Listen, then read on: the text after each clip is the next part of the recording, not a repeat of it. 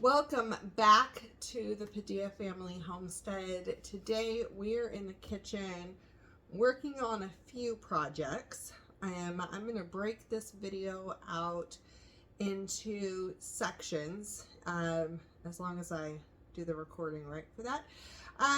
We are going to make a gluten-free pie crust, and I'm using the recipe from the new ebook that's going to be coming out.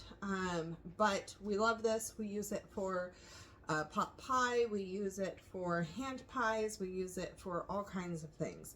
So this video that you're watching right now is going to be just for creating the pie crust.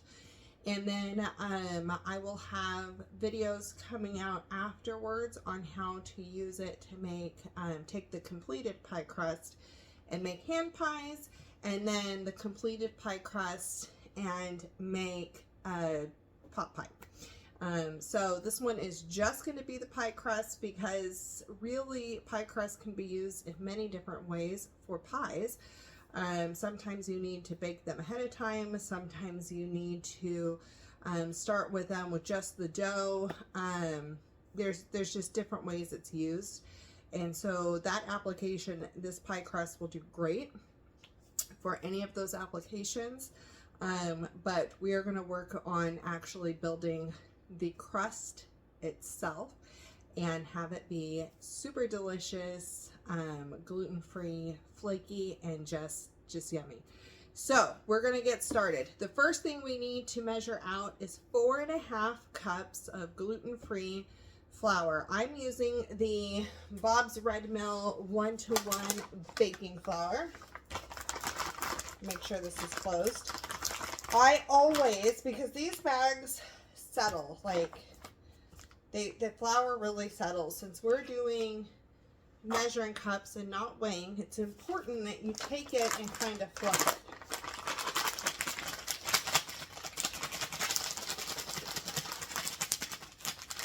So I am just loosening it up a little bit. I'm getting flour everywhere. Apologizing to my husband in advance because I'm wearing his sweatshirt. So we're going to measure out 4.5 cups of flour. Now this is going to make about 4 pie crusts depending on how you use them. My pie crusts aren't here. They're still at my aunt's house, my pie dishes. So I'm actually going to use a square brownie pan, which requires a little bit more dough, so it's not going to make 4 crusts with that. Making hand pies with it, it all depends on the size of the hand pie you make.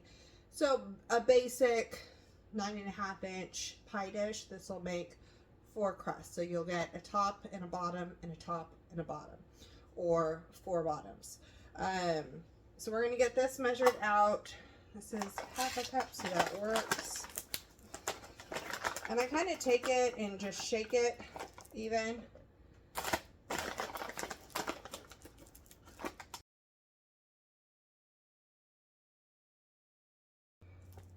Four.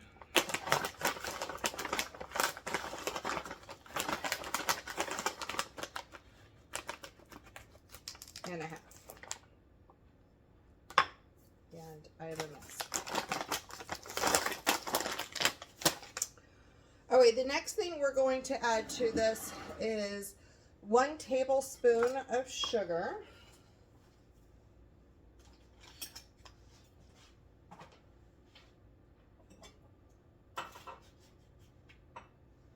I'm using our organic cane sugar. So 1 tablespoon of sugar. And then we need 2 teaspoons salt. And I'm going to use pink Himalayan salt because that's what I have right now. I have used a pickling salt. You can use all different types of salt. I would say a fine grain salt is probably the key for it to dissolve in. So take my finger. So 1 and 2. The next thing I'm going to do is just mix this kind of up together. And just have that sugar and the salt be incorporated into that flour. Doesn't need to be perfect, just kind of mixed in.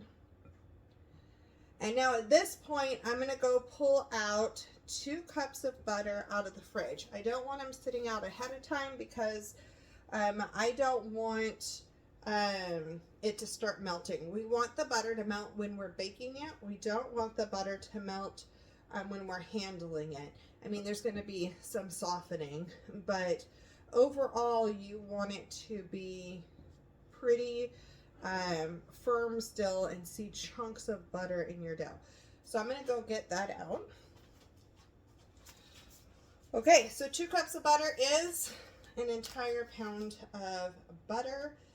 We get our unsalted butter from Costco, and it's going to take all 4 of these sticks. Now, with that in mind,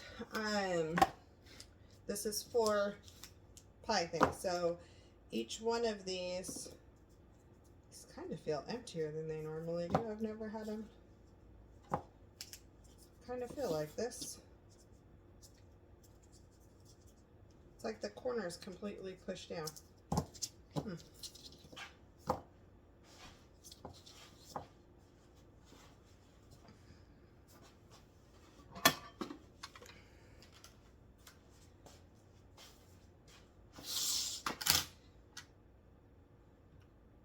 I'm going to weigh these.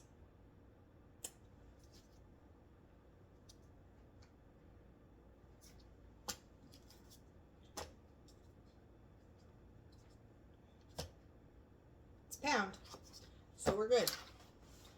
They're just in the package, really, really funky. So something probably melted at some point. All right, so I just opened this up.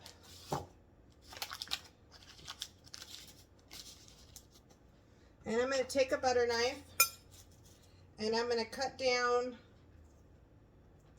the middle of it. I'll take my butter, flip it over, and cut down the middle of it again. So now I have 4 long cubes. And then I'm going to take this and make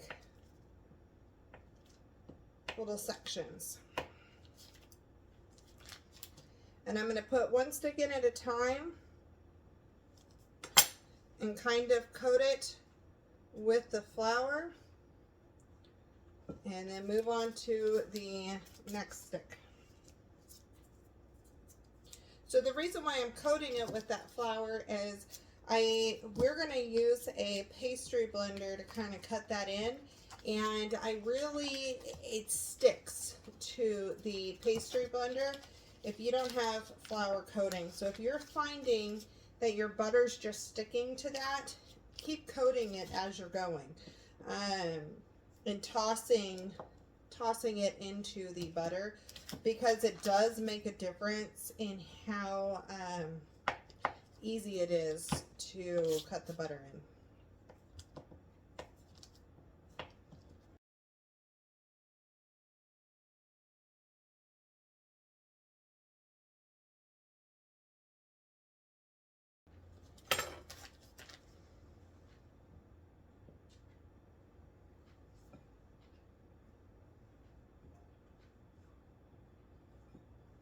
Okay, before I start working this butter in, I'm going to go wash my hand off because I don't want all this butter on my hand as I'm working it in. And I'm also going to put my hair up, so I'll be right back. Alright, so now I'm not going to get my hair into the pie crust. This is a pastry blender. I've talked about these before on my channel. I had a dickens of a time learning how to use these. At Winco, I had gotten some ones with really thin wires that went all the way around. It didn't have screws in the end and they would pop out. So if you have struggled with these in the past, make sure you are getting sturdy ones with screws.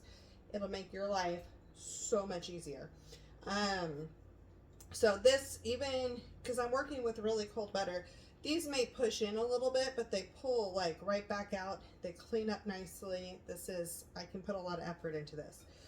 Now I have this in a glass bowl. It's going to keep it cooler as I'm working on it. I don't want a hot bowl straight out of the dishwasher because I need something that is not going to melt my butter, right? So all of my butter is coated. I'm actually going to bring you up here and show you this. All my butter's coated, and I'm going to take this and I'm really going to work it into the bowl, pushing this butter in and continually coating it until they're pea-sized granules. So I'll bring the camera up and show you what that looks like. I'm hoping it's not going to be too shaky. Okay, so you could see how each of the butter pieces is coated, and I'm going to take this pastry blender and just kind of toss it again, making sure everything's covered, and I'm just going to start pushing it against the edge. Now I will point out that this is too small of a bowl for this batch of dough. I should have used my large metal bowl, and I knew better and I didn't do it. So I am using my hand on the edge to kind of push the flour back in.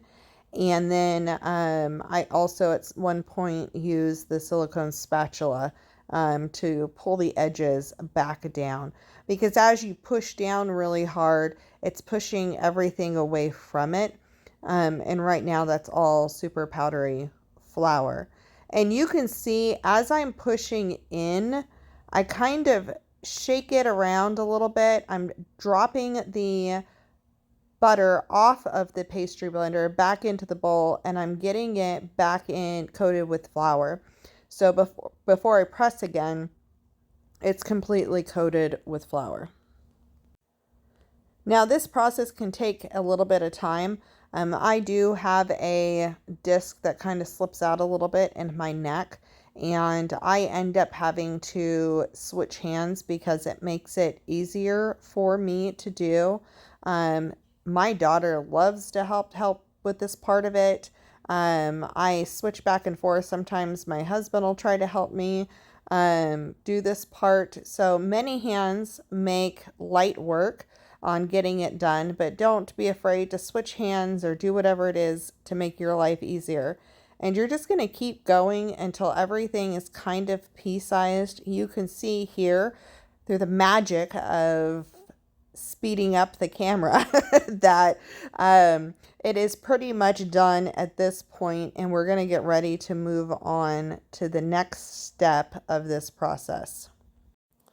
I do use my hand here just to verify that I have no big clumps of butter anywhere at the bottom of the bowl. I really want to make sure it's pretty evenly broken up and spread throughout. But again, I don't want to melt this butter, so I'm trying not to handle it too much. So we have the butter all mixed in now. We have a few more ingredients we need to get added in here, and then we can mix it all up. So the first thing is we're going to add in 1 tablespoon of apple cider vinegar. And I have some apple cider vinegar right here.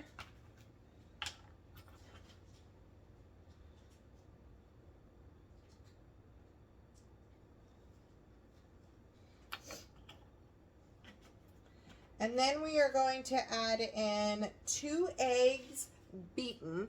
Now, with the 2 eggs, this is if you're using 2 large eggs. All I have right now are medium, so if you have medium eggs, then you could use 3 medium eggs or 2 large eggs. I actually need to beat them ahead of time, so I'll take them out of here.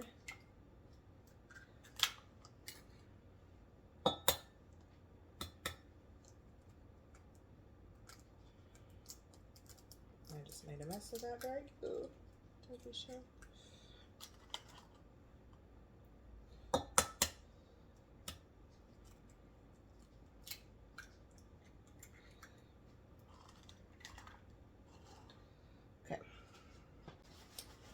All right, so I'm going to beat these together.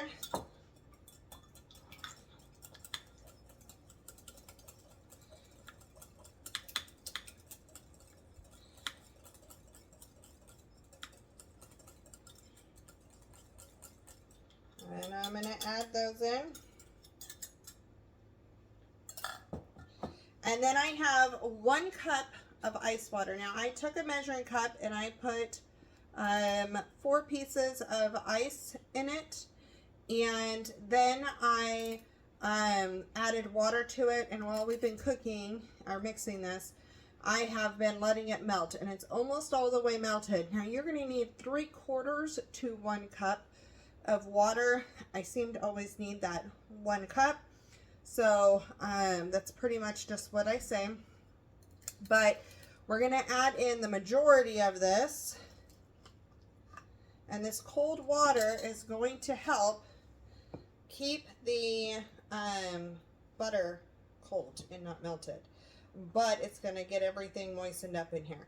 So at this point, we're going to try to use the spatula for as much as we can to get this mixed in, but I always end up needing to use my hands. I try to wait till the very last minute to use my hands because I really don't want to melt the butter. Like that's a huge thing for how your pie crust is going to turn out. So I'm going to add in the rest of the water, leaving the ice cubes out.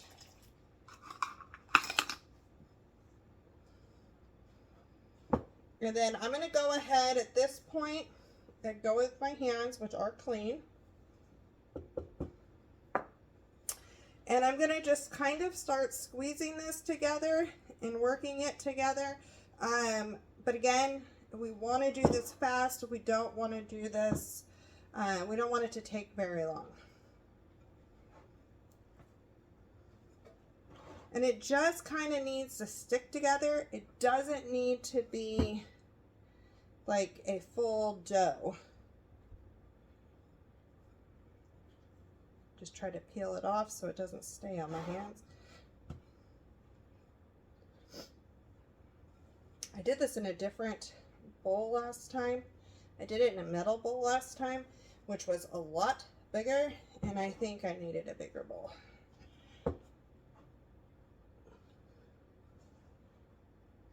Definitely makes a difference having room to be able to mix this together. Okay, just want to make sure, I'm trying to make sure that I'm getting the flour off the bottom and working this in. And you're going to smell the vinegar. I think this is a great project to do with kids. If they get freaked out by the vinegar, they're not going to be able to taste it. It really does help the recipe, but it does have an interesting layer of scent to the dough. It doesn't smell like a sweet dough. All right, so this is primarily together. I still have a bunch of loose chunks, but I will show you what I am planning on doing with this. This stuff off my hands. Put that back in here. All right, so at this point, I'm going to take this dough and I'm going to put it in a Ziploc bag. I know some people put this between saran wrap or whatever. I always seem to need a little bit extra dough, so, and I use it for hand pies and stuff. I like putting it in here. I'm going to separate it into 4 separate things, but using some of the things I'm using, like the brownie pan, my even amounts of dough are going to be different, and I like to chill it now at this level all together, and then separate it afterwards.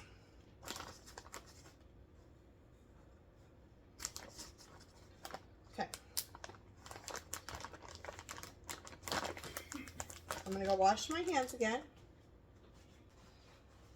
Okay, so before I pop this in the fridge, I'm going to take it and this last portion that I had, the little bit of flour from the bottom of the bowl, I'm just going to quickly push this together and have it be completely ready to go when it comes out of the fridge. So again, I don't want to melt it, but I do want to make sure this flour is in the dough and that this has time to properly chill. So what I'm going to do at this point is kind of lay this out into a rectangle and put it in the fridge for a minimum of 30 minutes. You could put it in longer. At this point, you could, after it comes out of the fridge for the 30 minutes, it's going to be ready to use. So you're going to roll it out.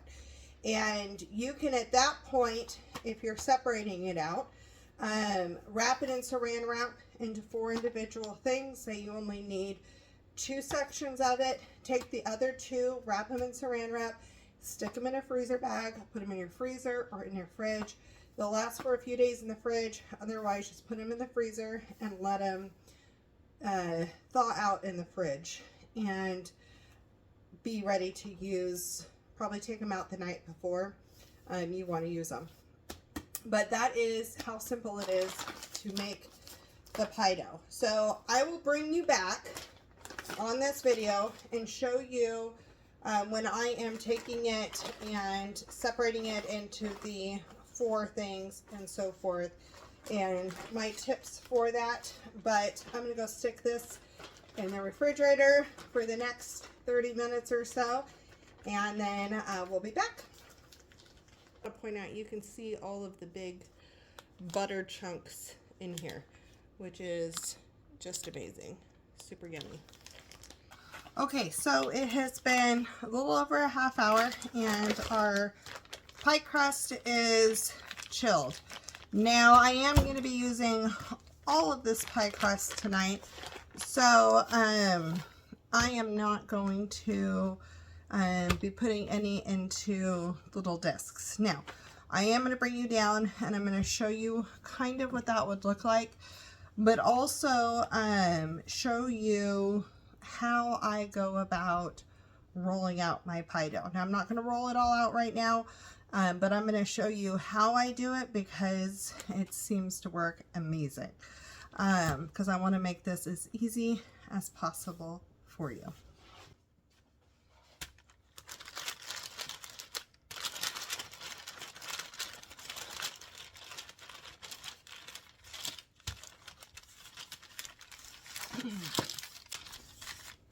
So, this is the secret. Parchment paper on the top and the bottom. You have your layer of dough in the middle, and then you use a rolling pin and roll it out. Now I'm using a square pan, so I wanted my dough to kind of be more in a square shape. However, if you're doing a circle, I would definitely do your stuff in a disc. But this is how you roll it out. You can see right here all the chunks of butter in here. This is going to make delicious flaky crust. I am not going to continue rolling out this because that's part of a different video. But at the end of this video, I will pop in pictures of the pot pie and of the ham pies, so you can kind of see how versatile this dough is and how it cooks up. But that is how easy it is. So at this point, you are treating it however your pie recipe says to treat it, whatever you're cooking. You have your pie dough made, and now it's transforming it into a crust. So I hope you're going to subscribe and come back and see the pot pie video and the hand pie video. This crust that I am rolling out right now is for the turkey pot pie. I just finished making the filling, so that is ready to go. So I'm going to go get the oven preheated and get this ready to pop in the oven. And again, you're just going to treat it like any other pie crust, where you're going to bake it, if you're going to par bake it ahead of time and then add in a filling and then finish baking it, or if you are going to put everything in it raw and then bake it, or if you're making the little ham pies, whatever you're doing with it, however you're going to cook it, right? You're going to follow whatever instructions for that particular pie. And then this reacts great for an egg wash. It's delicious. I really think you're going to love this recipe, so I can't wait to hear how you like it once you try it. I'm going to get back to rolling out this dough for the next video, and I hope that you enjoy.